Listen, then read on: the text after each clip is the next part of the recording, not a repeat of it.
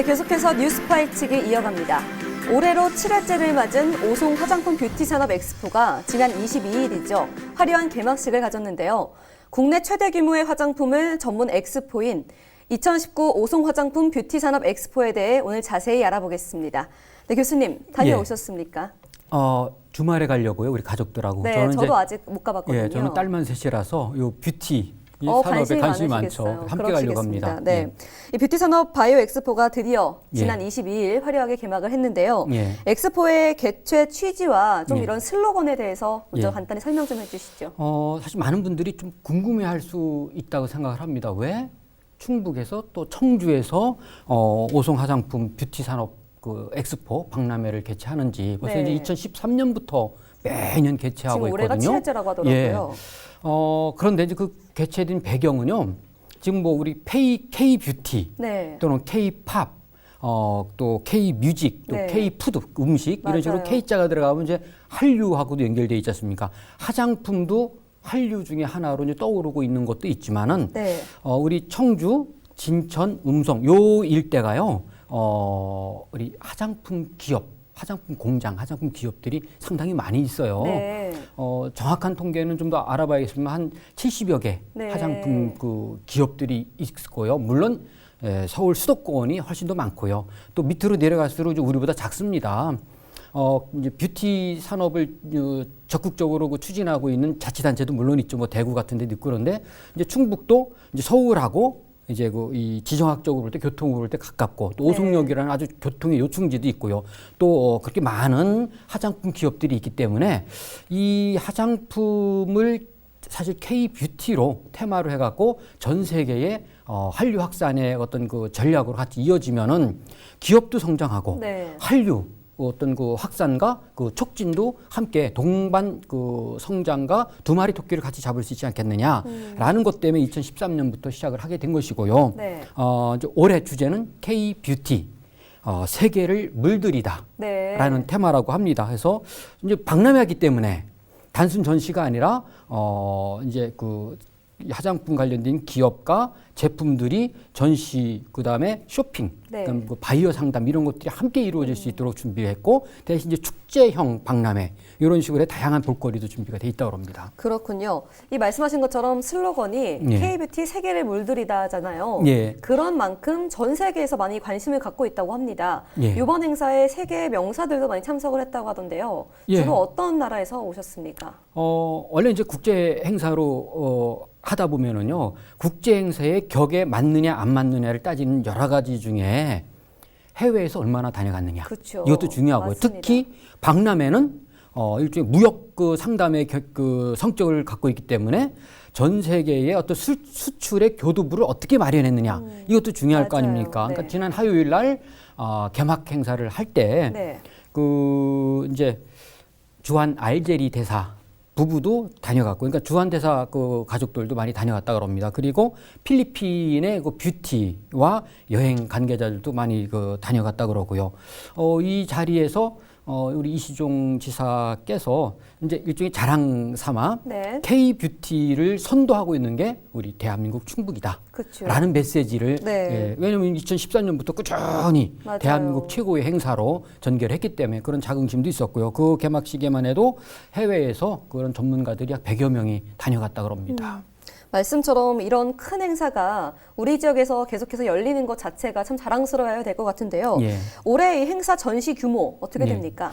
일단 그 장소는 오송역 일원에서 합니다. 그렇죠. 그렇군요. 실제로 KTX 오송역 주변이 이제 야외 광장도 있고요. 1층하고 그 2층이 그 충분하게 엑스포를 할 수 있는 그 부스를 지금 사진에 보고 있는 게 오송역 일원입니다. 그런 부스를 충분히 그 만들 수 있는데요. 그 규모만 해도 뭐 사실은 한 8,700제곱미터 규모고요. 그 역내 공간과 광장 이 공간을 활용해 가지고 5개간에 287개 부스가 운영 중이라고 합니다. 287개요. 그 안에는 상당한 규모네요. 전시관도 있고, 그다음에 컨퍼런스 홀도 있고, 그다음에 뭐 비즈니스관이라든지 푸드트럭이라든지 체험존 이런 것들이 함께 망라가 돼 있어가지고요. 오송역 구경도 할 겸 또 오가다가 KTX 이용할 때 꼭 들리셔도 되고요. 그렇겠네요. 올해 여기만 다녀와도 예. 하루가 다 훌쩍 지날 정도로 참 볼거리가 많을 것 같은데 예. 올해 엑스포 참가 기업도 예. 상당할 것 같은데 그렇죠. 참여 인원도 굉장하죠. 국내 최대 규모라고 하니까는요. 그러니까요. 이제 기업체만 250개사가 네. 참여를 한답니다. 250개 기업체요. 네. 그리고 이제 바이어도 한 1,000명 정도를 목표로 두고 있고요. 네. 관람객도 지난해도 그 한 9만 명 정도 다녀갔다 그러는데 올해 역시 한 9만 명 정도 다녀가지 않겠느냐 그렇게 예상을 하고 있고요. 어쨌든 네. 가장 중요한 거는 이제 그 이 바이어들이 많이 와서 수출 상담을 통해서 몇 건의 수출 실적을 올리느냐 이것이 가장 중요할 것 같습니다. 좀 맞습니다. 토요일까지니까 네. 좀 더 지켜봐야 될 것 같습니다. 네, 저 중요한 이제 희소식이 있는데요. 예. 이 한국 화장품에 관심을 갖고 방문한 이 해외 바이어들이 예. 이번에 이제 한국 화장품에 대한 칭찬을 아끼지 않았다고 예. 하더라고요. 참 감탄을 했다고 하던데, 그렇- 네, 너무 예. 자랑스럽습니다. 저도 뭐 뉴스를 통해서 듣고 있습니다만은 네. 사실은 예전에는요 그 화장품 뷰티 하면은 프랑스나 이태리 맞아요. 그 유럽의 그 이 명품 브랜드들이 좀 많이 선호를 했었고요. 국내의 경우는 몇 개 한정돼 있었지 않습니까? 그런데 네. K-뷰티라는 이름으로 다양한 질 좋은 제품들이 많이 그 생산되다 보니까는요. 특히 중국하고 동남아 쪽에서 인기가 많죠. 네, 맞아요. 그러니까 지금 중국 같은 경우는 화장품 유통업체 그 송pom페이라는 사람이 와가지고 가격 대비 품질이 너무 좋다라는 그 칭찬이 있었다고 그러고요. 또 헬스케어 제품도 해외 바이어들한테 인기가 많다 그럽니다. 그래서 건강 관리 제품 말하시는 예, 거죠? 그렇죠. 네. 말레이시아에서 좀 헬스 뷰티 그 제품을 유통하는 아비용 씨의 경우는 모든 제품이 아주 뛰어나다, 아주 네. 우수하다라고 좀 자기가 직접 원재 개선 체험도 하고 그랬는가 봅니다. 그래서 정말 원더풀, 네. 뷰티풀을 외쳤다 그러고요. 다만 이제 일부 그 아쉬움을 이야기하는 사람도 있다 그럽니다. 네팔에서 온 그 화장품 전문 바이어 같은 경우는 사실 이 바이어들한테는 샘플도 중요하거든요. 그렇죠. 근데 샘플이 충분하게 확보가 안 돼 있는지 네.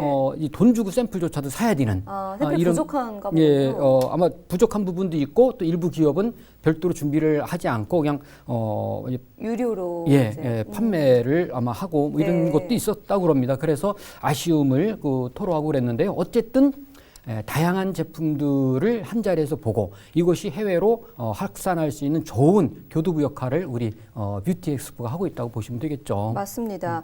아까 말씀 중에 들어보니 참 다양한 전시와 볼거리가 있을 것 같은데요. 예. 간단하게 좀 주요한 전시 좀 소개해 주시죠. 근데 가장 중요한 거는 이제 박람회이기 때문에 이제 기업과 기업 간의 거래, 그러니까 B2B라 그러죠. 네. 그를 할 수 있는 기업 간이 있고요.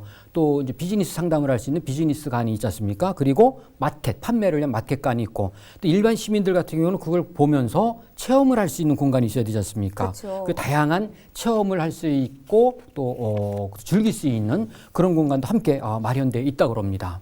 역시 또 축제하면 빠지지 않는 게 맛있는 음식이잖아요. 그렇죠. 네, 다양한 푸드트럭도 와 있을 예, 예정이죠. 그렇죠. 예. 네, 올해는 작년과 비교해서 더 많이 확대가 됐다고 하던데 예. 주요하게 어떤 점이 좀 달라졌습니까?